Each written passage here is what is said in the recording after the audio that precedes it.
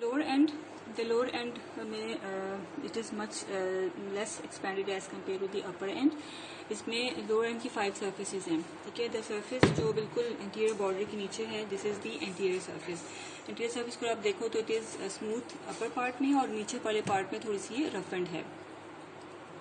अब basically interior surface और posterior surface जिस तरह से हमने अपर में डिस्कस किया था कि यहाँ से जो नॉन एक्सटेंसर और फ्लेक्सर टेंडेंस है वो पास करते हैं और पास करते हुए कुछ ग्रूव्स बनाते हैं.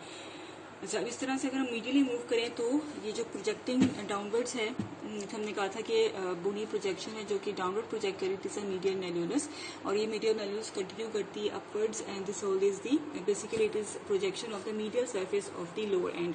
और लोअर एंड की जो मीडियल सरफेस है it is continuous with the medial surface of the shaft. अगर हम लेटरली मूव करें तो लेटरल साइड पर अगर आप देखो तो यहाँ पर लेटरल कोंडाइल के बिल्कुल नीचे यहाँ पर एक ट्रायंगुलर सा एरिया आपको नजर आएगा. This triangular area is a fibular notch.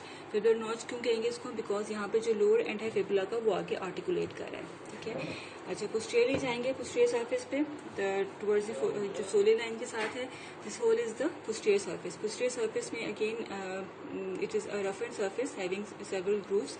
अगर नीचे की तरफ देखें इंफीरियर सरफेस जो है इसकी, this whole anterior surface is articular है. इसका मतलब है कि it basically articulating with the talus bone जो है वो उसके साथ trochlear part of the talus के साथ आर्टिकुलेट करती है. It forms the ankle joint. और यही आर्टिकुलर सरफेस अगर आप देखो तो it is extending up to the lateral side of the medial malleolus, यहाँ तक एक्सटेंड करेगी.